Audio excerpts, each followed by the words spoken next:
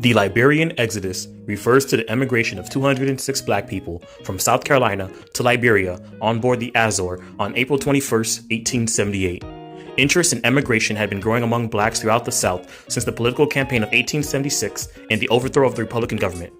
Black Republican Congressman Richard H. Kane called for 1 million men to leave the injustices they suffered in the United States and go to Africa. In 1877, the Liberian Exodus Joint Stock Steamship Company was formed in Charleston, South Carolina, with a fund of $6,000. Blacks began arriving in January 1878. The company then purchased a bark called the Azor, which arrived in Charleston in March. On April 21st, the Azor set sail with 206 emigrants. A young reporter for the News and Courier, A.B. Williams, accompanied the emigrants all the way to Monrovia and wrote a comprehensive account of the voyage. The management committed several serious blunders which resulted in the deaths of 23 of the emigrants before they reached Liberia. The water supply gave out shortly before arrival. Intended to last the emigrants 6 months after they started their new lives in Liberia, the food supply was of poor quality and was consumed entirely on the journey. Contrary to law, no physician was on board. One of the organizers, George Curtis, volunteered to serve as physician but had no medical knowledge.